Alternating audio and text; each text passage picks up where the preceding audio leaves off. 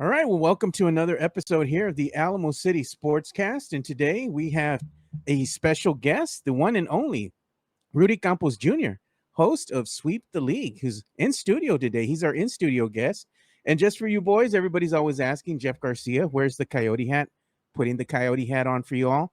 I think people think I don't have a healthy collection of hats because I choose to use the one or two, Yeah, well, the thing was, Jeff gave me shit last time I was on lockdown because I didn't wear this hat. Oh, the This is 210? 210 Spurs hat that I got from San Antonio Spurs, but I'm wearing it today like you're wearing your Coyote hat. Yeah, I'm wearing the Coyote So hat. we're in sync today, Joe. Yeah. I don't even, can you Puro name any pinche in San sync? Antonio, man.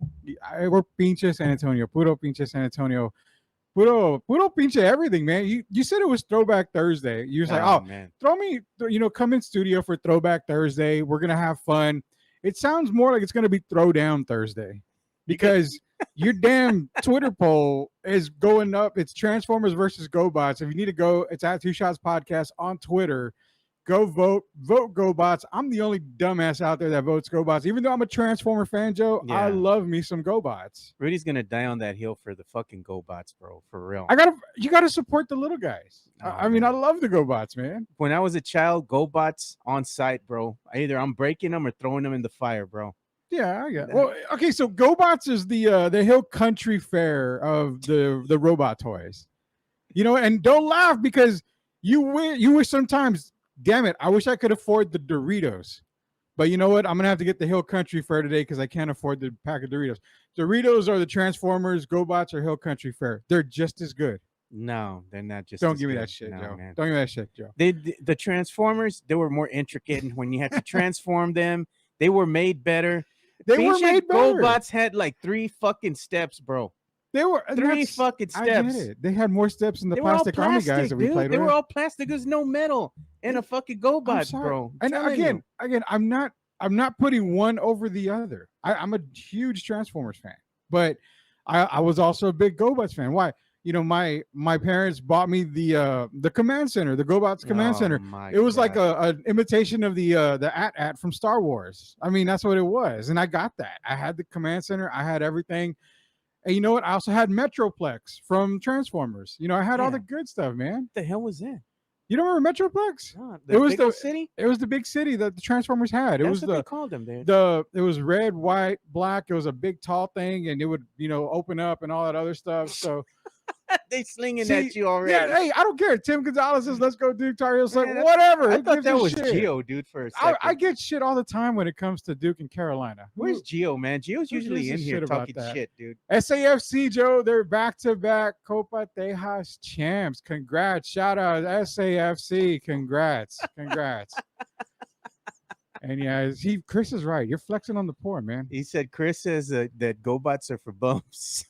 I guess I was a bum. I was a bum on some weekends, and I was a rich MFer on other weekends because I had both Transformers and GoBots. Yeah, we're gonna get into this GoBot Transformer discussion later on in the show, but we can't have the show without having to burn my boy here, man. Because if y'all ever had a friend that just blurts shit out without thinking things through, that used to be me. That's Mikey Menace in a nutshell, dude. Menace took it over. This boy is wild as fuck, man. He went up on here and he came out last Friday saying that he was a cute motherfucker, cute as fuck. Now he says lost 12 pounds in the month of August, 11 away from being effing cute. I'm like, bro. I mean, come on. Look at the reactions are priceless, man. And I'm included in there as well. They're like, awesome. How did you do it? Asking for a friend. He's walking 3 to 5 miles, 6 days a week. And I'm like, huh? Castro and Solar is like, right. Angel, my boy Angel, West Campus alum. Yeah. This guy. This is my favorite one right here. MJ putting in that work. You can't have it without, what's his name? Richard Simmons? Dick Simmons. Yeah. Sweating to the oldies, bro. My mom used to do Sweating to the Oldies. Bro, that stuff was rough, man. That was the complete waste of fucking time. It was torture, man. There was pure torture as a kid having to sit there and like, what the fuck am I looking at, man? It was flea market Zumba is what it was. Yeah, dude. I'd like to. That's all it was. I would find an excuse to immediately go outside and do something. I would even want to do yard work Just get me out of this fucking place, dude. I don't Sweating give a to the damn. oldies. I'm out. I can't believe my mom had like 2 or 3 of those cassette tapes, those VHS tapes. 'Cause Yeah. they weren't on there. Yeah, they were on VHS. Same thing Yeah. as the Cowboys, playoff and Super Bowl highlights, man. Oh God, you know, brought that up, not me. I know I give did. shit to Cowboy fans. You brought that shit up, not me. I know I did. And you're right. I mean, okay, so you're going back to the Jimenez thing. You 11 more pounds and you say you're cute as fuck. Why do you have to admit you're cute? I thought other people like women were supposed to admit you're cute. Not, I mean, you don't look in the mirror and kiss the mirror, do you? Hey, man, but I mean, you know what? At the end of the day, you got to respect my boy's confidence, man. hey, there's nothing wrong with Ain't confidence. nothing wrong with There's confidence. nothing wrong with He's confidence. got spades. He's got that in spades, man. I've lost a shitload of weight, but I've never once said I'm cute. As much weight as I've lost, I'm still an ugly motherfucker.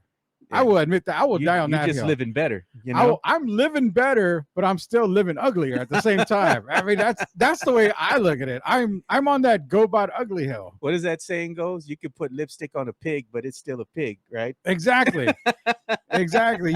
You can what did you shine shit? It's still shit. Still shit. So I mean, or you can polish a turd. Doesn't matter. It's still a turd. I mean, that's who is it that said you could lose pounds and not ugly? There you go, Chris. There you go. I was an ugly motherfucker at 480 pounds, and I'm an ugly motherfucker at 220 pounds. Who gives a shit, right? I don't care. Bro, man. Tim Gonzalez says the story that he told Leja was so fucking funny, bro. Jimenez is wild for that shit. And I was sitting right next to him. I didn't hear a damn thing. Okay, I got to get back to that, but I want to get to this. I saw that comment that was made, and I was at Matt Pecker's too that day. Bro. We were sitting at the other side. Is that true? Was that a true statement? That was a true statement. He said that, dude. Okay, He was so talking to Leja. for people that don't know on Twitter, that are on Twitter, and they're listening on Facebook or YouTube or whatever, I'm gonna make that announcement on this because I think I was floored by it. And you tell me if I'm correct or not. But the comment was, when it snowed, he measured the snowfall by using his pecker. His wiener. He put his wiener in the snow. Oh, what makes someone want to say that fucking comment? That's Jimenez, bro. He's wild, bro. He just blurt stuff out, man. He's like that. No filter, bro. When you get Jimenez, he's unfiltered. No, I know Mike Jimenez. I mean, he is unfiltered. He reminds me of me back in the day, drunk, unfiltered. Oh my God, bro. Yeah. Like if we only had those videos. They are out there. They are out Man, there. When y'all don't know, bro, but when Rudy would go on these drunken rants at like 12 or 1:30 with the bottle of freaking Jose Cuervo in his hand, dude, the shit was fire. On a podcast. Yeah, he was live streaming. They're out there. I know they're out there. But hey, shout out to the Fantasy Gods, man. We did that whole thing at Matt Pecker last week, and we had a draft. We had best ball draft. Brandon Medina put it together. I was a part of it. We had a lot of you guys out there that were part of it. I think Joe's a part of it. After that draft, Joe, I had major pants rigor mortis. I had major Nick Chubb after that, looking at my roster. I went home and I roster baited like 4 or 5 times. Oh, man. I mean, that is a sexy fucking roster. You think you're going to win? I think I'm right in the middle of the pack, and nobody was picking up my boy Dak, so I had to pick him up. I couldn't let him be the last man chosen. Yeah, I don't know why you picked Dak, but I fuck get it, dude. I said, fuck it. Dak is there. Nobody's going to get this motherfucker. I might as well. I get it. I can't see a Cowboy just there not being picked, man. Look at Locked On Spurs jumping on there. I like that comment, man. The snow must have piled up to half inch for Jimenez. Man, I thought the turtle goes back into the shell when it's cold. Oh, bro. I mean, if you're sticking that in the snow, I would think nothing would come out.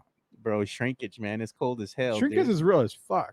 I ain't gonna lie, it's real as fuck. Bro, you ever got into a freaking river or to a lake, man, and you're a boy, you're a male, and you jump in that water, it's like, woo!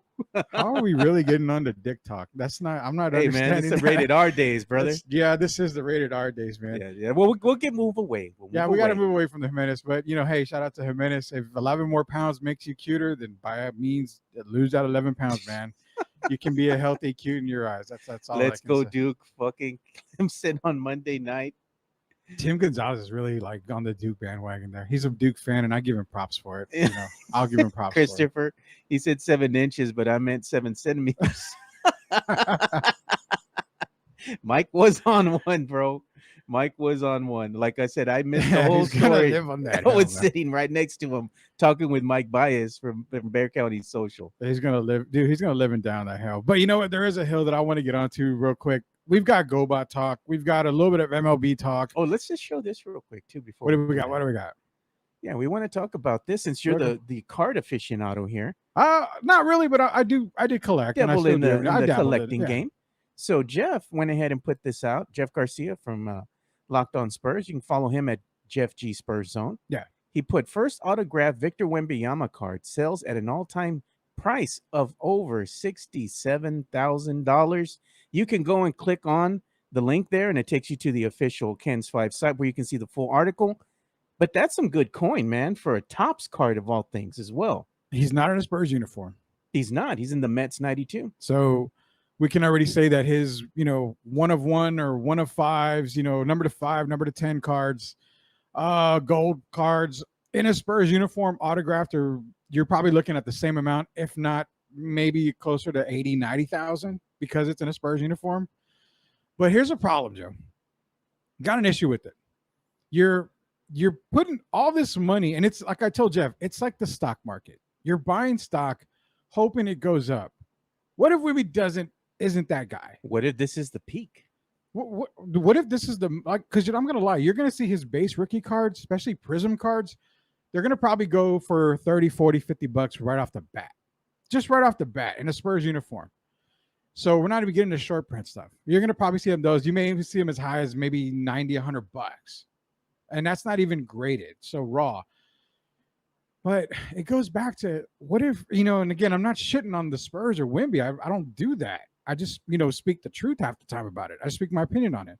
But what if he's not that guy? You spend $67,000 on a card. That's $67,000 you're not getting back ever. You'll be lucky to sell it at half back if he's not that good. Hey man, if I pulled a Wemby card right now from a box of Topps, but it's not a Spurs card. I don't give a damn. I'm selling that motherfucker. 67 G's. But I'm gonna sell it, and I ain't telling the wife a damn thing. But you're not gonna get 67 G. Okay, are you talking if you pulled that exact same if I card? had pulled this exact same card, something like this is the first ever. That's why it's going for so much. But realistically, if I pulled that card, it's probably not going to go for that much money. So there's a redemption card in Bowman University that if you pulled the redemption card, I think it's a green refractor. Yeah. Topps is flying you in, I think, to San Antonio. Oh, yeah. Jeff told me that. That one's going for, I think, $400. I think so. Yeah. But the experience is worth a whole lot. Oh, yeah, more. dude. Definitely. It's really like, and Anthony's right. You've got to do this. It's sell high, buy low. The problem with Wemby stuff is you're not going to find stuff that is low right now unless it's a base card. And even at that, the only base card he has right now is the one in not in a Spurs uniform, his other uniform. I'm brain dead right now. I can't remember what uniform it was, but he's in the regular uniform. So again, but it goes back. Why would you? Okay, let's go back on my history. I pulled the only one that I know of, a number to 10 gold Luka Doncic autographed rookie card from Prism. I've got pictures of it. I remember that. I sold that bad boy for $7,500 at the time. If I would have held on to it, that card is closer to $100K because it was graded. It was graded 9.510. So that's a $100K card just by Luka, being Luka right now. How much did you sell it for? $7,500. That's still not a bad profit. At the time, that was not a bad profit. But now I look back on it, I don't have a ball sack because I keep getting kicked in it for selling that card so low. But I had no idea what that card would have been worth. Had Luka not been that guy, then I'm stuck at, maybe 5K, maybe 4K, 3K. Yeah.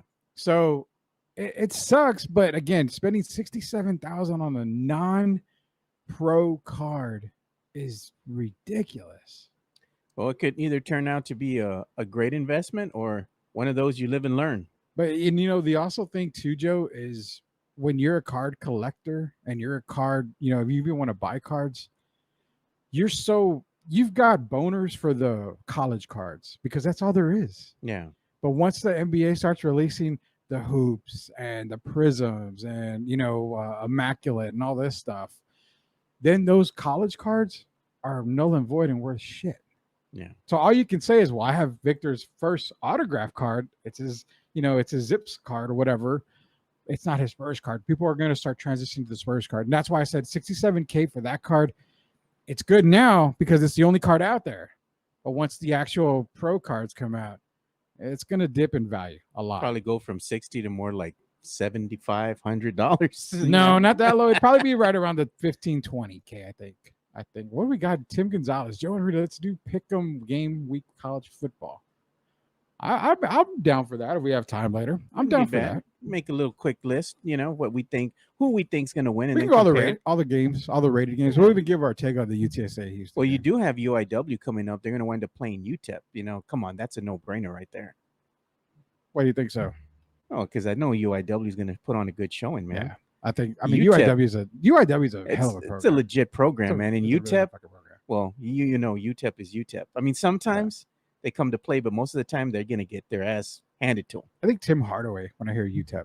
Lord. That's all I think about is Tim Hardaway. Hey, but you also wanted to pose a question too. Yeah. So as we start getting off of this card talk here. So it's Throwdown Thursday. I think this is a Throwdown Thursday. So again, you're listening to Alamo City Podcast Network, Alamo City Sportscast, Joe Garcia. Fantastic job. I'm Rudy Campos Jr. from Sweep the League. You can follow at Joe on Twitter at 2 Shots Podcast. Follow me on Twitter at Sweep the League. So posed the question, Joe. And I was like, you know what? I want to talk about this. I don't know if it's going to piss Spurs fans off. And it's the only Spurs talk we're going to really get into. But I posed the question and I got to ask, looking at the current Spurs roster as constructed, not saying any moves or anything, as it's constructed, why do we have fans? Why do we have people saying that they can see 40 plus wins for the San Antonio Spurs? Now, I'm going to make it a little bit, not challenging, but I'm going to make it a little different here. If you want to come at us or forget it, not Joe, come at me about it, let me know. But you cannot use the word potential. Don't give me potential because Keldon Johnson came off of a gold medal, run with the American team. And everybody said his potential went through the roof. We have yet to see that potential.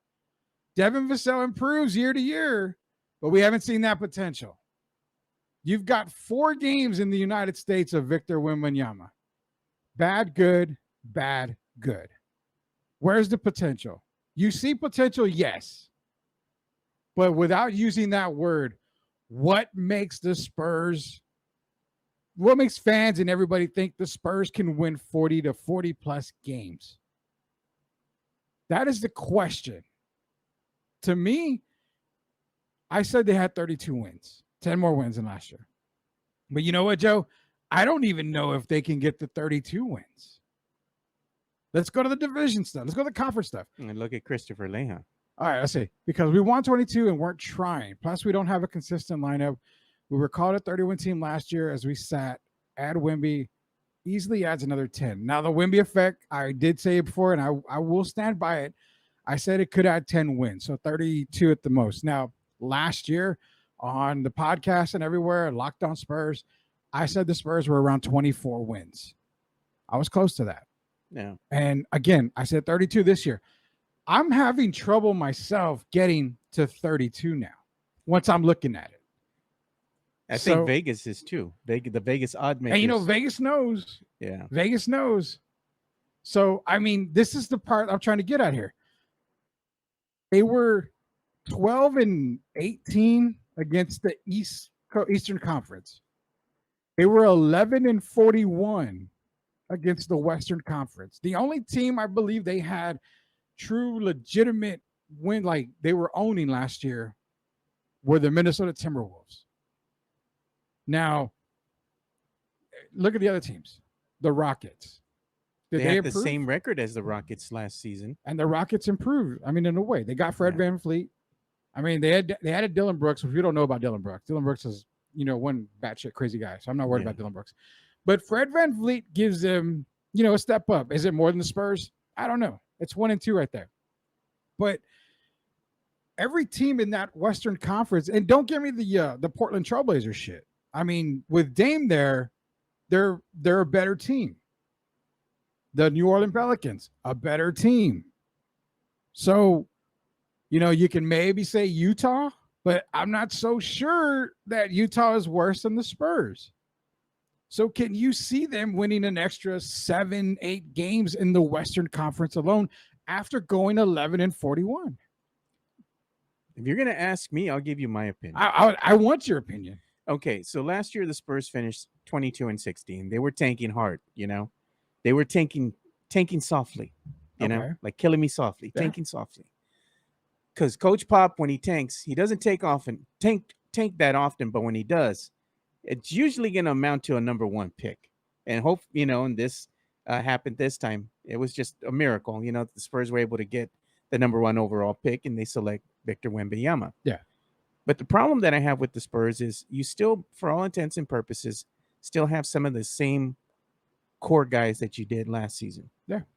While the Spurs, again, as I said this on the Locked On Spurs podcast with Jeff, while they're going to get better as far as their interior defense, they might be a better team when it comes to rebounding, deflections, of course, rejections, things of that nature, The problem is, how are you going to shore up the perimeter?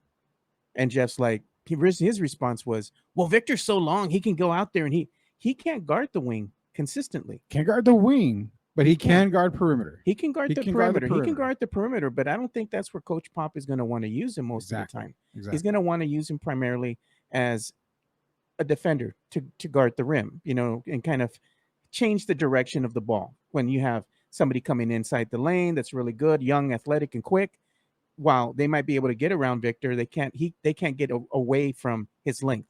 That's always going to be a factor. That's where I think he's going to be more instrumental to the Spurs, is going to be in the interior defense. Now, the Spurs notoriously aren't a great wing defending team.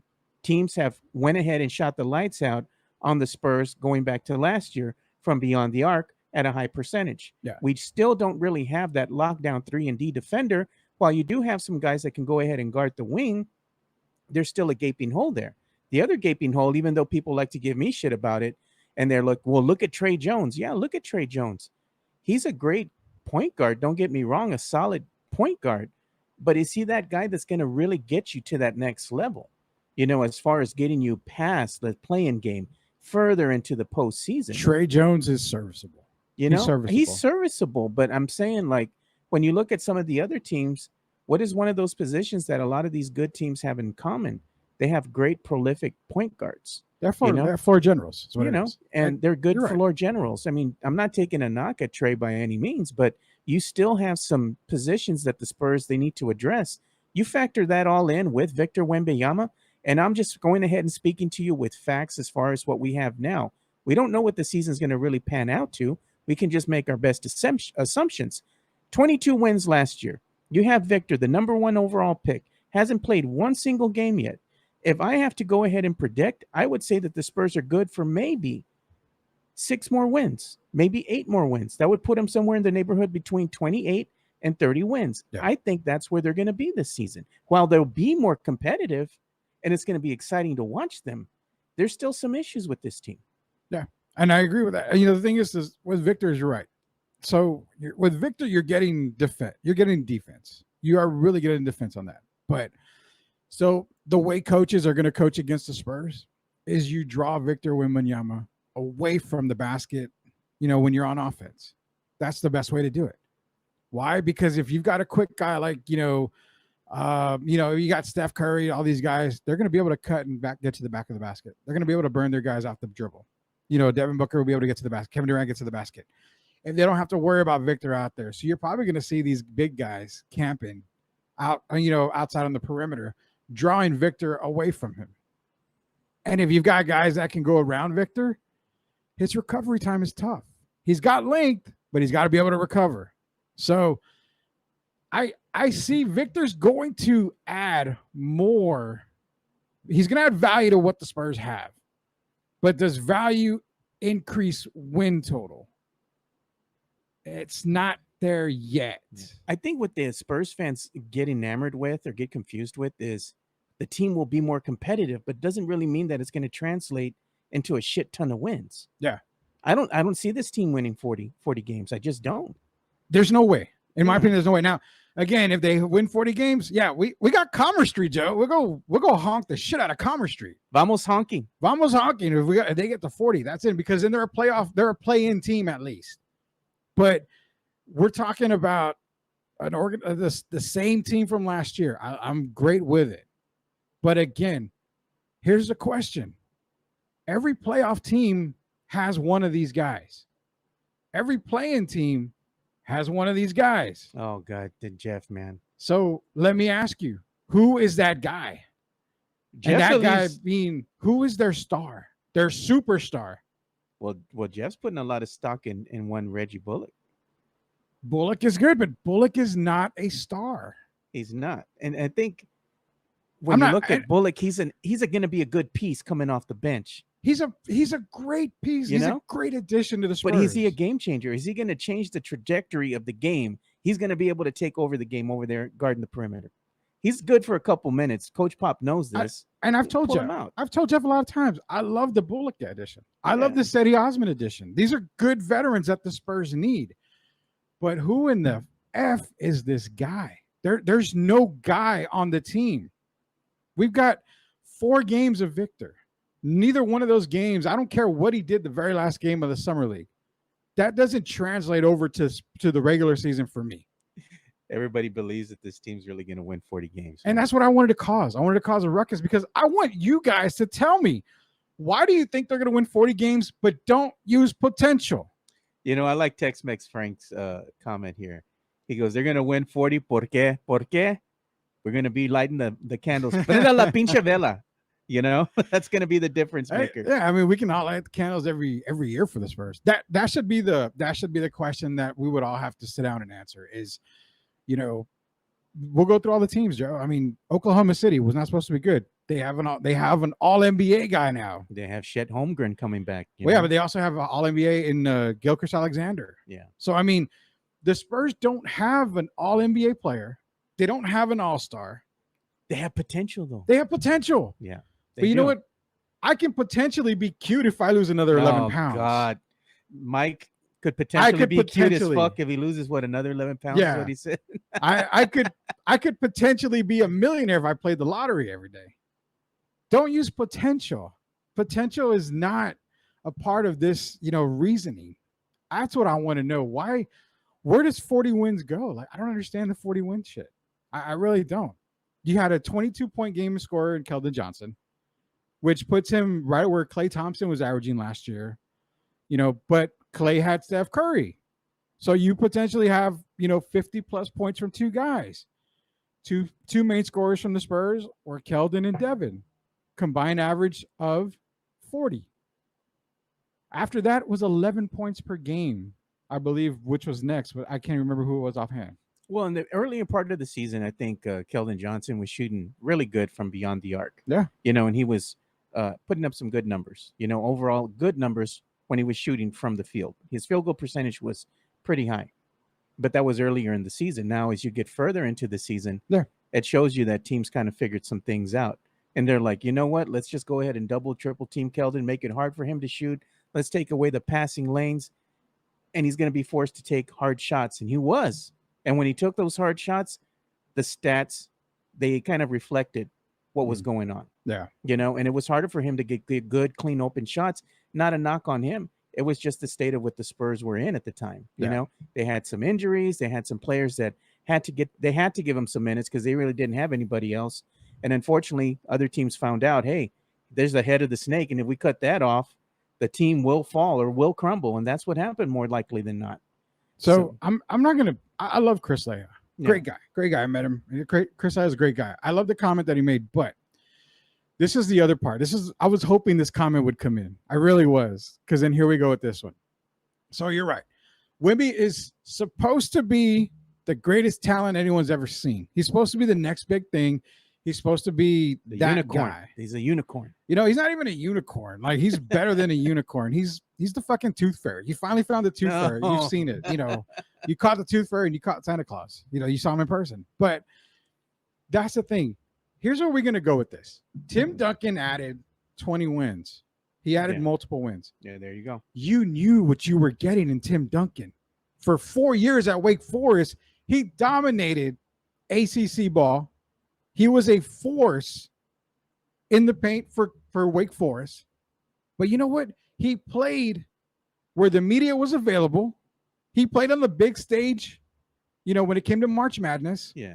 He played around 4 future NBA players, stars, superstars in college. So you can't tell me that Wemby's coming into the league like Tim Duncan, because Wemby has not laid a fucking foot on a college basketball floor. Wemby ain't coming in here like a wrecking ball, like fucking Miley Cyrus, bro. No, no, not at all. Now, you want to get a quick glimpse of maybe who Wemby is? For me, Wemby is more like David Robinson coming in, minus the win total. But when David was drafted, we got the idea, okay, we've got a dominant defender. We didn't know how good David was on the offensive side. We didn't know how quick he was on the offensive side of the ball. Wemby is coming in like David for me. Yeah. A defensive presence. You know what, Chris? You want to call in, dude? I'm gonna go ahead and call you right now, brother. You want to go ahead and if you want to do call-ins, I love call-ins. I'm loving the call-in part. I love calls. Yeah, we'll go ahead and get him in here, dude. Yeah, if you want to call in, call in if you're able to call in. You got the number, brother. So that's what I'm trying to say. It's like, to me, it's David. You're getting the defensive side. We don't know what we're getting on the offensive side for Wemby. Don't give me the, all these numbers and shit like that. I don't buy it. I still don't buy it on it. And I'm glad they got him, but that's what it is. Do we got him on? So yeah, here we go. I mean, we're gonna talk, and again, we got a call-in number here, so we're gonna talk a little bit here about it. We're gonna talk a little bit about, we basically added this whole thing about, hey, do the Spurs, why are they a 40 plus win team? All right, man. So we do got Christopher Leha on the line now. I went ahead and brought my boy on because he has something to say about this projection here. Are the Spurs a 40-win team? Are we bringing the GoBot talk? Oh, man, he's calling you a pinche GoBot, Chris. I'm a bum. No, he's not a GoBot. I'm saying we're gonna get GoBot talk. Chris is gonna call me a bum. All right, Chris, you on, bro. What's up? What's Rudy? up, Chris? What's going on, bro? What's up, man? How you doing? I'm doing good, man. Calling it a day already. It's time to go home.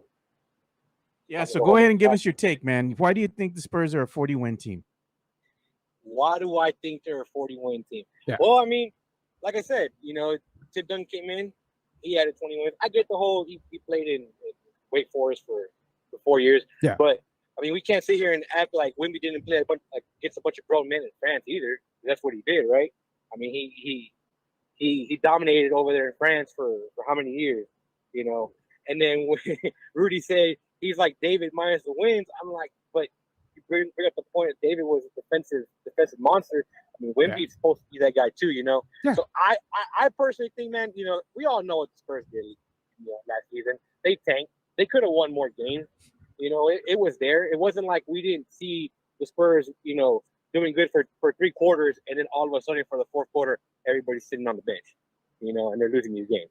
Yeah. So it's not like we weren't a you can call it a decent team, a good team. I won't say they were great, because there were still pieces missing, but they were a decent squad last year, and they purposely lost games. I mean, if Wemby is who he's supposed to be and who everybody says he is, I mean, how could he not add 20 wins to the win total? But I'm crazy, bro. Me, I'm put a goal. So me, dude. I'm gonna ride or die on that hill too. If they're gonna win 40 plus, man. That's why I made the bets on DraftKings. So you're gonna ride or die on that hill, just like Rudy's gonna die on that hill for his pinche GoBots way. Hey, man. Hey, I couldn't even afford GoBots, bro. I was no. Dude. Chris was doing the paper mache. No, he was getting the knockoffs at the Pulga, dude. The Transmorphers. Man. Oh, yeah, man. You know what? And I love the phone call. I love it. You are dubbed the voice of the voices. The voice of the voices. Yeah, that's what you were dubbed on the chat here. Hey, man, we brought you on, and all of a sudden, Mikey Menace came on as well, bro. Hey, look at that. Spurs going to win 45 46 games this year. Yeah, Wow. that's cute. I have him. That's I cute. have him at 40. That's cute as fuck, bro. It's cute as fuck. Like I said, I made the bet that they win the division, and I made the bet that they win 42 plus. You know, that's just me going in on thought of, hey, Yeah. Wemby is who he's supposed to be. Then he's going to turn the team around, and then hopefully Vassell and Sohan, they all mesh together, and the chemistry works, and they go off. That's at least thinking. I'm not going to go in with the thinking of, oh, we're not going to do shit this year because I can't. Yeah, we're losing you, Chris. May have lost him there. I think we lost you, man. He had that. He's probably on location, dude. Yeah. So what I loved about the call, Joe, is that he didn't use the word potential, like I said. Yeah. Chris used another word, and you know what? It's a word that I respect. Chemistry. Any team, any team can be shit, but if you have chemistry, you can make waves. You can do damage. Yeah. You know what? Let's pause real quick too, because we got to go ahead and do some reads here for Yeah. our sponsors. And what better segue than to have Christopher Leha on than to go ahead and talk about MCS General Contracting. MCS General Contracting, more than 30 years of combined experience in concrete placement. They are the best in the business, honest pricing, high quality work. They get going on house foundations, driveways, concrete patio decks. If you want to extend the deck, extend the driveway. If you're a business and you need to put together a slab, a parking lot, or other concrete placement services or sidewalks, reach out to MCS General Contracting at 210-774-9155. They're confident in their skills, so give Chris Leha over at MCS General Contracting a call at 210-774-9155. And thank you for being a sponsor of this show. And again, man, make sure you give our boy Christopher Leha a call at MCS General Contracting. And like we always say, they're known because they have the hardest concrete in the business. Again, that number is 210-774-9155. Got the hardest decks. They have the hardest decks in the business. That's hardest what he says. decks in the business. That's awesome. I like that kind of transition. Look at Mike Bias. He says, we could have won at least 40 games last season, in my opinion. No, bro. I'd love to get them to call in if they could. I'd love to hear all these responses, man. I'd love to get people to call in all responses. That would be awesome. I mean, again, it comes down. I love what Chris said. It's chemistry, Joe. I mean, you can have great chemistry and make a run. That's all it takes is chemistry. It does, man. I respect that a whole lot. So we asked the question, can the Spurs, or why do people think the Spurs win 40 or can win 40 plus games? Well, you posed it as, are the Spurs a 40-plus win team? All right, we posed it that way too. Are the Spurs a 40-plus win team? To me, it's no, and I have even trouble getting to 32 wins. Like I said, I pegged them at 32, but I'm even having trouble now. I'm getting them to 32. So I think it's split. Can we say it's split? Most people believe they can get to 40. Most people believe they can't get to 40. I mean, I think it's a split. Yeah. Well, things happen for a reason, right? And the Spurs were, they had some injuries that kind of hampered the progress of the team. Yeah. And they also made some trades that they had to go ahead and do for the future of the team. Brian Wright, love him, hate him. I think he's made some of the right decisions for the future of the franchise, and then trading away some of these, let's say, veterans and getting picks, to solidify the Spurs' future. Yeah. So, I mean, he's been stacking up on picks, made a good decision. But again, I think because of injury and because of trades, that kind of hampered the Spurs' progress. But, I mean, at the end of the day, the Spurs wouldn't have had the opportunity that they did in this past draft to get Wembanyama if things hadn't gone the way they had gone. So we can always go ahead and devil into the what ifs, Yeah. But at the end of the day, this is what is really happening. They really were 22-60. They had the same record as the Houston Rockets. But fortunately for us, it actually panned out. Spurs got the number 1 overall pick. But as we stated, are they a 41 team currently as constructed? I still have my reservations. Like I said, I would be happy if they won more than 40 games. I'm not going to knock them in any way. I'm just trying to be the realist. But I have my Spurs season tickets, so it's not like I'm going to be at the game enjoying the games from a fan perspective. I look forward to it, and I'm just going to enjoy the ride for what it is, because this is the start of the Wemby era in San Antonio. Yeah. Just like it was the start of the David Robinson era. Then it transitioned into the Timmy era. Then the Big Three, And every time you had a different iteration of the actual team itself, it got better. it got better. They started winning chips. They started getting more championships. They started being in that conversation of, hey, this team, could they win it all this season? They were in the championship conversation. They were, is this the best team in the NBA conversation? The Spurs, regardless of if they were in a small market or not, they were in the national news. They were in those conversations almost every single season. I'm looking to, forward to seeing that again. And it all starts with the Wemby era. But I think the word that I've preached and everybody else preaches is the fact that it's going to take patience. You got to be patient. When Gervin was here playing, they were legit. Gervin, Silas, those guys. Robinson was here. They became legit overnight. It was Robinson. It was Terry Cummings, those guys. Then Timmy came. It was Timmy and David, not to mention Sean Elliott. You've got Avery, then you had Manu, Tony. So if you're looking at the great talents of the Spurs, former first number 1 overall picks, when you're looking at David and Tim, will it be the same outcome? I don't think so. It's going to take time. And you know what? I would not be upset, Joe, if they're a lottery team again and they're a low-end lottery.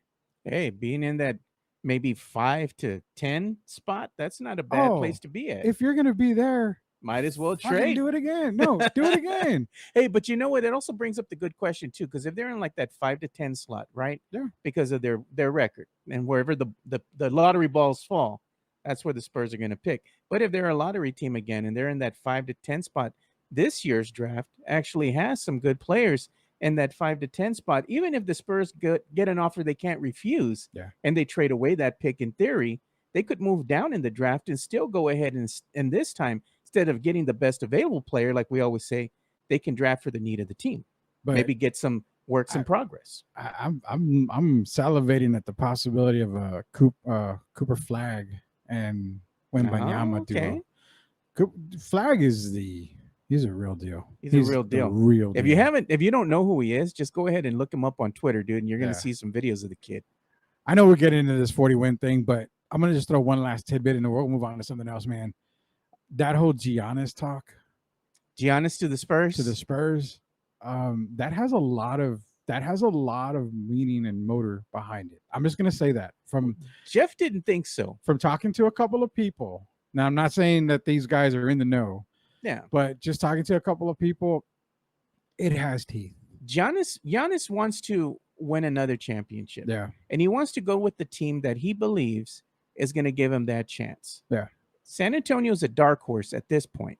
But I think if he looks at it in the long term and seeing what the Spurs are building, seeing what the record might be this coming season, that might make the Spurs an attractive team, especially giving him the ability to not only come in here and make an immediate impact, but play alongside one Victor Wembanyama. And this is, in theory, if the Spurs go ahead and get Giannis, they'd still have to go ahead and have some of their core pieces. Jeremy Sohan, for example. Maybe Keldon Johnson might be here or not. We don't know. Yeah. But, I mean, if you have your core pieces, the young pieces, mixed in with Victor Wembanyama, this could be an exciting team with Giannis. Yeah, and it's something, it's got teeth behind it. And the reason why is because the Spurs have so much money available. They do. They have money in spades, a lot of money. bro. Yeah. They've got a lot of money and they've got a lot of draft picks. So that's where Brian Wright's movement is really key, because he freed up a lot of money for that free agent class. And he's also got a lot of draft picks to where if you do a sign and trade, you can trade for just about anybody with all those draft picks they have. Cooper Flag is Duke bound. Yeah. I haven't really checked the recruiting thing, but I mean, he probably is. But you know what? Hey, I'm going to put a smile on Tim Gonzalez's face here, because as you know, Joe, I'm an NFL draft guy. I talk a lot of NFL draft prospects, stuff like that. And I will say that I've done some film on Riley Leonard, one Duke quarterback, and I would say he's pretty legit. He's pretty legit. I can see the possibility of a Duke upset on Monday night over Clemson if Riley Leonard plays that way that I've seen him be able to play. So, Tim, you might be onto something there. Duke still sucks, but he might be onto something there. We'll see when basketball season comes around. I'm more into the basketball because we love being the shit out of Duke and football. What? Speaking of Giannis, man, if the Spurs, let's say, for example, and theoretically, if they're able to go ahead and pull that off, Yeah. wouldn't that be one of the biggest free agent moves that the Spurs have ever pulled in franchise history? That would be the biggest. You know, getting somebody of that caliber. The biggest. Yeah. Because the guy prior was LaMarcus Aldridge. Marcus Aldridge, But yeah. was Aldridge an MVP? No. Was he a champion? No. No. He was somebody that still had one NBA All-Star game in him. Yeah. You know, and that was it. And he got in there by default, but hey, he was still an NBA All-Star with the San Antonio Spurs. But if you were to bring in Giannis Antetokounmpo, that is the biggest free agent you would ever be able to bring in. Yeah. That's star power right there. Well, I mean, then it poses the question: are they title contenders? You're talking about a loaded Western Conference, and they're not title contenders. But you know what? They got their foot in the door, because what happens? You bring in Giannis, you bring other guys that would want to play in San Antonio alongside a Giannis and a Victor, if Victor is that guy. You know, again, we got to put that in there. More muscle during offseason. Yeah, and that's what I'm saying. Riley Leonard is pretty legit. I'll give him credit. Riley Leonard's pretty legit. I hate that I have to talk good about a Duke player, but Jeff makes me do it all the damn time when he brings up Trey Jones. So I'll give him credit where credit's due. You know, as long as I don't have to talk about Coach K or any of those idiots on the basketball team, I'll talk pretty good about the football program. Hey, this is the Alamo City Sportscast, part of the Alamo City Podcast Network. It's Joe Garcia. It's Rudy Campos Jr. Follow Joe on Twitter at Two Shots Podcast. Follow me on Twitter at Sweep the League. The Two Shot Podcast poll, the Alamo City Sportscast poll question: Transformers or GoBots? is it Transformers or is it GoBots? We have to do that for Throwback Thursday. I know. So let's go ahead and do another ad read real quick here. Go A for it. word from our sponsor. And when we come back, we're going to have some discussions that are going to transition away from are the Spurs a 40-win team. Yeah, so we stay need to. tuned. Locked on Spurs is your daily Spurs podcast, hosted by Jeff Garcia, the lead Spurs writer for Ken's 5 San Antonio. Jeff has a healthy plethora of guests all the time on the Locked on Spurs podcast. You can also follow Jeff on threads at Jeff G Ken's 5 SA. You can also follow Jeff on Twitter at Jeff G Spurs Zone. So make sure you go ahead and give Jeff a follow, not only on threads and Twitter, but also on YouTube at youtube.com/@Locked on Spurs. This is where you're going to be able to find the replay of the Locked on Spurs podcast. Make sure to like, subscribe, and share. And there you go. Make sure you go ahead and do follow Jeff Garcia. And like I said, make sure you go and subscribe to Locked on Spurs on his YouTube channel, where you can watch the replay of the Locked on Spurs podcast, your daily Spurs podcast, to bring you your daily content of the one and only Silver and Black. So, Rudy, as we start getting into this other news that's going around here around the horn, let's start getting into some college football talk. You know, All right. college football, man, and then it's coming up here for the UTSA Roadrunners. Yeah, it's their season. You know, their season's about to get started here, and UTSA fans are really excited because they're already going on Twitter and they're putting, it's the eve of the start of the season for UTSA football. And you know what? I'm excited for the UTSA. You know, they're going to be in a different conference, American Conference. You know, and they're going to be playing up. They're going to be going up against some other, you know, let's say upper tier talent here. Yeah. And it's an exciting year for this team. I mean, they're bringing back their QB. One more ride, you know? Frank Harris. Yeah, you're bringing him back for one more ride. One of the better wide receiving cores in the nation, may I add. I mean, you've got Cephas, Clark. I mean, you've got one of the better wide receiving cores in the nation, period. And let's not beat around the bush, Joe. Let's not fuck around here. UTSA this year is a legit contender for a major bowl game. I'm saying like the Final Four bowl game, but I'm talking they're a major contender for a very nice big bowl game. And I said it a few weeks back on the show. They're not going to overlook anybody. But I guarantee you week 4, they can go into Tennessee and get that win. They really can. They can come up with a victory against Tennessee. You know, you've got guys on the national media like Pat McAfee and a lot of these guys. They already know about UTSA and what they're doing. This is a legit squad. I mean, there's no reason why they cannot win majority, and I'm saying majority, what? Well, they got 2, 4, 6, 8, 10. I mean, I see maybe one loss, 2 losses at the most. Yeah, I mean, you're right out the gate. These 4 games that they have here for the month of September, kicking off the season, UTSA is going to be playing against Houston. Then they're going to go ahead and go up and play against Texas State.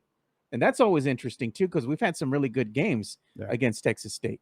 Then you have the Army game. And that one's always an intriguing game to me because it doesn't matter what the record is for UTSA or Army. Yeah. For some reason, when Army and UTSA play, Army gives UTSA a little bit of a fit here for the first half of the game. Yeah. Sometimes UTSA makes some great adjustments. They come back and they win that game. Yeah. But either way, that's going to be a really good game, really competitive game.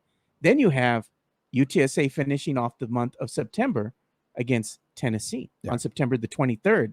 And like you said, that you want to make a statement. And I mean, you look at the schedule right now, they could go right now before they even hit Tennessee. They could potentially go 3-0 to start their season. And if they were able to go ahead and beat Tennessee to close out that month, 4-0, you don't think people are going to be talking about this team? They're already talking. I know, but I'm saying they would talk about them even they're more. They're already talking, and if they get Tennessee and they go into Tennessee and win that game, that's a big game. That's a big you're talking win. number 12 Tennessee as of right now. We don't know what's going to happen, the first couple of weeks. But if Tennessee stays at 12 or higher, you're getting a top 10 win against a top 10 team. And that UAB game is also interesting to me as well. UAB's tough. UAB's tough. Never, and it's kind of weird. It sounds funny, but never overlook that North Texas game in November. It's up north. That's one game, the Mean Green. It's one of those games where it can be tough. Yeah. The Tulane game at the end, that's going to be the sealer for me. But I mean, 11-1, I can see. It very well could be 11-1 season. They've got the team, barring injuries. It's 11-1, and Chris Leja is right. UTSA beats Tennessee. San Antonio is getting crazy. Vamos honking. That's what we're gonna do. Yeah, I agree. UTSA beats Tennessee. That is a massive win for the organization, for the school, the university. JC says, "How are we watching UTSA games?" You know what? We have to go ahead and gather up the troops. We got to gather up the boys, JC. Let's go ahead and make that happen. We got to get together and watch a UTSA game, especially if they're on the road at maybe one of these local sports bars, man, and have some fun with it. You know, Jeff actually been a good question here. And I know I've told Jeff in the past a couple of times about it. He says, you think UTSA will get invited to a major bowl game? If they get these wins. That's where it starts. Now for the past couple of years, UTSA they've improved. They've gotten the wins. They've gotten in the bowl games. Now, the problem is they're not winning these bowl games, though. You've got to win bowl games. Now, I always point back to one school, Boise State. When Boise State kept knocking on the door, they were getting into bowl games. They got into a big bowl game, and they won. They beat Oklahoma. Adrian Peterson led Oklahoma team. They won that game. But here's the thing. UTSA's got to do that too. They've got to win that bowl game. They got to get some bowl wins in there. But can they be invited into, a major bowl game? Hell yes, they can. They're there already. They just gotta really just beat down the door when they get into these bowl games. Look at that. JC says, watch party at the social club is cool. I'm down, dude. Let's see who else can come, man. It'd be cool to gather the troops and go watch a UTSA game. We can do that. Maybe Rudy can make it too. Possibly. Yeah. So that, to answer Jeff's question, ultimately, yes. I mean, they can get invited, but the biggest gripe I have and the biggest thing that UTSA fans would know is that they've got to win that bowl game. They got to get into a bowl game and win. You got to keep winning. They got to win bowl games. You can beat St. Mary's, of the Deaf all day. It doesn't matter. And what matters is you get into bowl games. Yeah. And you win those bowl games. That's where it counts the most. Yeah. So let's pause real quick. I'm going to go ahead and do another read here for one of our sponsors, JPAR Realty. When we come back, we're going to show you the uniforms that Houston's going to be wearing when they play UTSA. So stay tuned for that. JPAR Real Estate has been a proud sponsor of ours since day one. Check out Cynthia J. Sanchez. Her reviews can't be wrong because all of the people that she sells homes to, they give her 5 stars and say that she is prompt, that she is understanding, that she communicates well. that she calls back, that she answers questions correctly. And yes, they say that she is good at what she does. If you are in the market to buy a home, sell a home, whether it be a rental property, primary residence, or Airbnb, reach out to Cynthia J. Sanchez from J. Par Real Estate. Her number is 210-273-0748. She has 16 years of experience in real estate and is a former claims adjuster with USAA. So she knows what she's looking for when she's showing you those pre-owned homes. Give Cynthia J. Sanchez a call at 210-273-0748 for all your real estate needs. Yeah, so make sure you do go ahead and give Cynthia J. Sanchez a call. If you're in the market to go ahead and buy a home or sell your home or even maybe buy a rental property, her number is 210-273-0748. And Rudy, I hate to do this, man, but we're going to have to get off the topic of college football. But before we do that, let's go ahead and show the uniforms that Houston's going to be wearing when they play UTSA.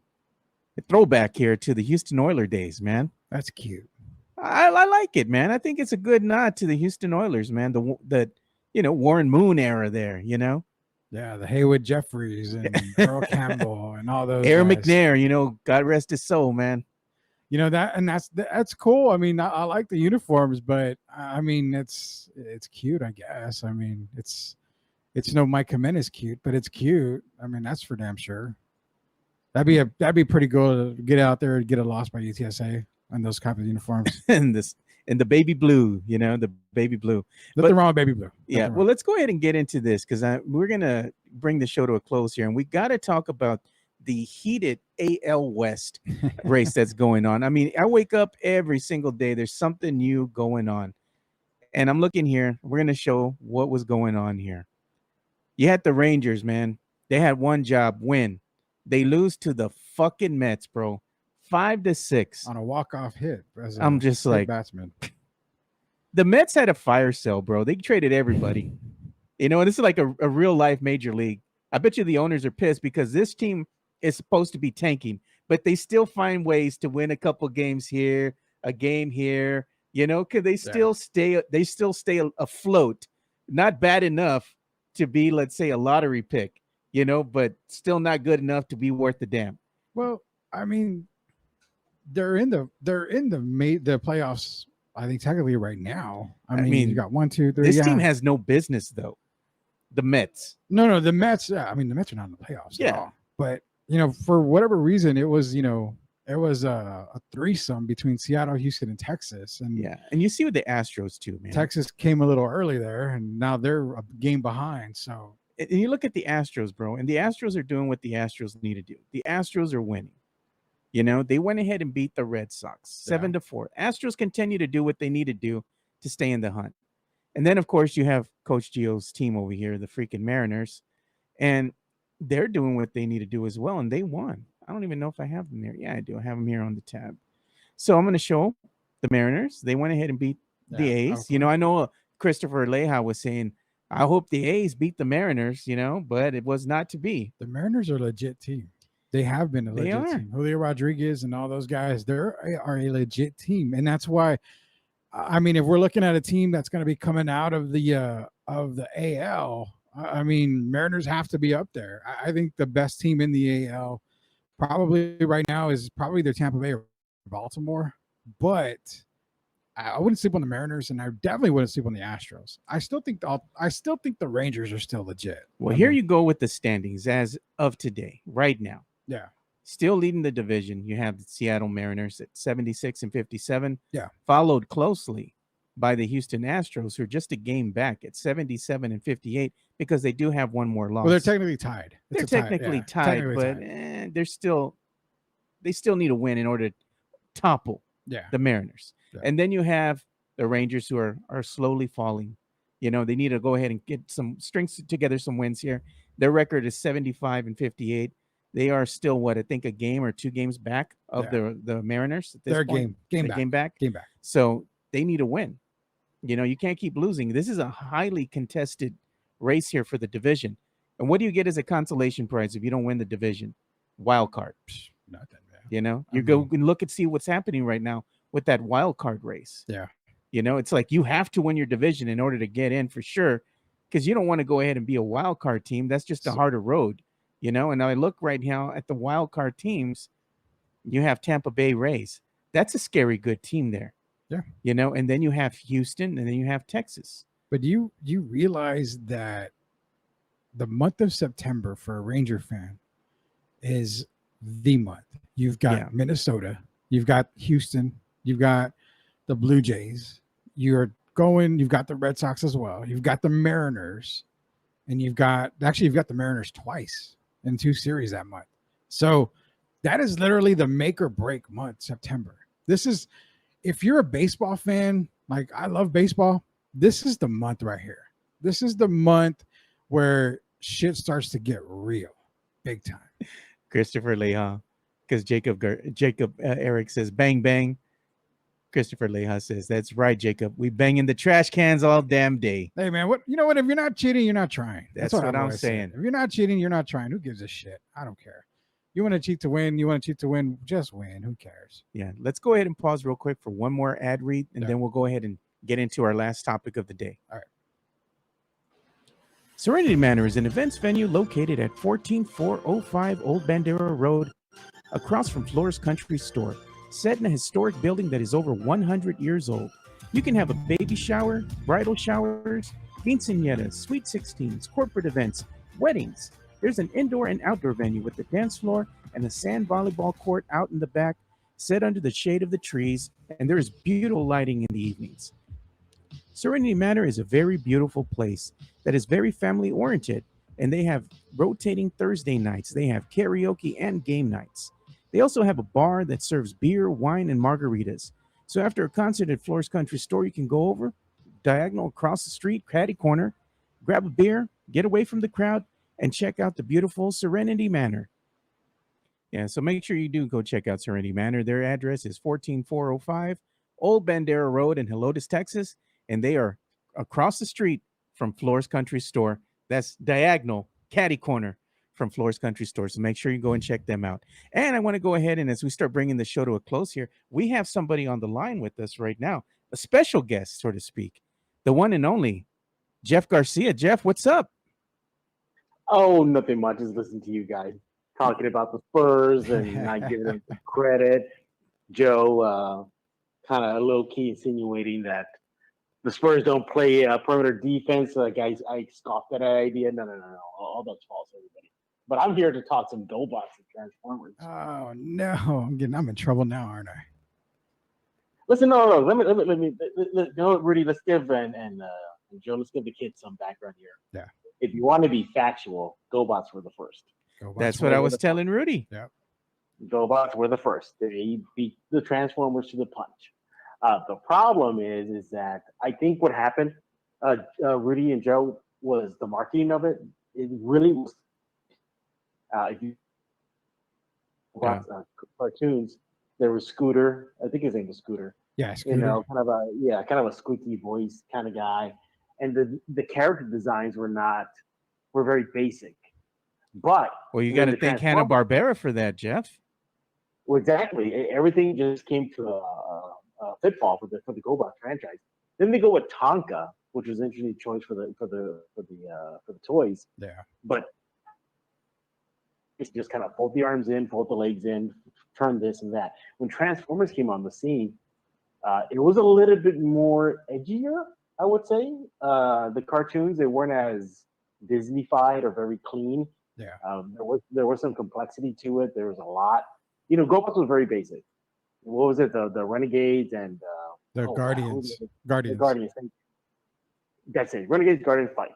Transformers was just. And we can't have Jeff on if we're not showing the money bags graphic, dude. We got to put that up here, man. There was the Starscream Megatron dynamic. Yeah. I mean, which is good. By the way, everybody, I recommend this YouTube story about why Starscream wanted power, and it will break your heart. It'll just crush you. Let me check it out. Yeah, it's sick. It's sick. It says, you know, the GoBots, and you look at the Transformers, man. There's just no comparison when it came to the animated show. The Transformers was far superior.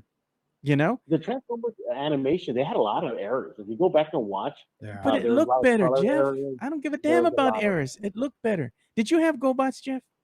Yes, I did. Who Yeah. hated you that gave you GoBots, bro? Nobody did. I love Nobody. I wish. GoBots. You know what? I wish I still kept them because Oh. they're so valuable right now. They are more valuable than Transformers. Are they still? Can they still be held together after that long? They were made out of cheap plastic. No, they were made by Tonka. Tonka was known for But they were made out of plastic. They weren't metal. made out of metal, and they only needed like 3 little things, and you transformed them. Well, that was the thing. They were very basic. Now, the Yeah. transformation for that was basic. You know what? It's gotten to the point now where Transformers toys, if you buy them now, they have grade levels, like the difficulty levels now. So that is interesting. Back in the day, Rudy, we just dove in and figured it out. Check this Yeah. out for ripoff, not for ripoff, but comparison. Okay, you had the Transformers world was named Cybertron. The GoBots home planet, Gobotron. Gobotron. But who came first? Who came God, first? bro. The GoBots came first. So if you really think about it, it was Woo. the Transformers that stole from the GoBots. Hey, but they pulled it off better, man. I mean, you look at the Leader One versus Optimus Prime. Who's your boy? Who you Oh going yeah, with? yeah, yeah. The marketing of Transformers was way better than the GoBots. Better villain, Psykill You or know, Megatron? Psykill was a bad MFer. I mean, we can't forget he was bad. He was Megatron bad. If you go back and watch some of the old GoBots cartoons, there's like their version of Starscream, but they didn't have that dynamic, just like the second in command. If you go back and watch that second in command for the Renegades, he was all about just offing Leader One. Not kidding. Copter. Not kidding. He would literally just say, like, why don't we just go kill him? Yep. Like, it was just rowdy. but no. And it was the good thing about it, though, that you've seen Go. Man, I like Mario Cavazos' comment here, Jeff. He says Jeff stole GoBots from Shopper's World or wins. Dude, I Man. forgot about Shopper's World on the I south remember side, that. bro. In South Park Mall, I remember that. Yeah. I can still see TG&Y. TG&Y. Hey, man, TG&Y was always good for something expired, bro. Before you bought, you had to look because even the label was kind of peeling off too, man. But if you, Rudy, you would appreciate this. There's a somewhat of a revival coming, and some of the new action figures that are coming out will blow your mind. The redesigns of these, and how they're coming out. They're sticking to that basic kind of blocky look. Yeah. But they're just sprucing them up, and it's to the point where I think I want to get one. They're very pricey. And I'll be honest. 4 months ago, I went on eBay and I looked up. I typed in Psykill original inbox. Back in the 80s, package and everything. And I put a bid, and I lost that bid. I lost that toy, Jeff. Brand new in box. I put a bid of $875. $875. No. It ended up selling for over $1,100. Marvel did a tip of the cap to Psykill in the recent series. I think it was She-Hulk. Yeah. I think it was She-Hulk. Yeah. They did a tip of the cap to Psykill. Yeah. The guy was cosplaying as Psykill during one. I think it was She-Hulk. I'm not too sure about that. Yeah, it probably was, man. But when you think of Transformers, GoBots, they didn't make a movie about GoBots. Yeah, they did. No. Yes, they did. Not a live action film. That's what I'm trying to get at. Live action. So No. when you're Live looking action, at no. live action films, you're looking at GoBots and you're looking at Transformers. They didn't make a live action movie about GoBots. They made one about Transformers. You had Optimus Prime. You had some of the usual suspects. But there's. You're breaking up, Jeff. What? Yeah, Jeff, you're breaking up, man. No. I think they really departed from that happy Hanna-Barbera vibe. And look, this is like obviously Transformers won the fan battle. They won the favor. They're the favorites. They continue to be the favorites, and rightfully so. Good job from the marketing. But yeah, I mean, GoBots. Yeah, there was the joke, Rudy. That's the dollar store version. Yeah. What was it? Like you got you at Kmart. You know what? Let's go ahead and start ending the show here. But Mike Bias says he wants to go ahead and get our thoughts on Mask. Hey, man, Mask was the show when in the 80s, man. And the absolute. intro music, probably The some of the intro, best that I've ever heard. Mask.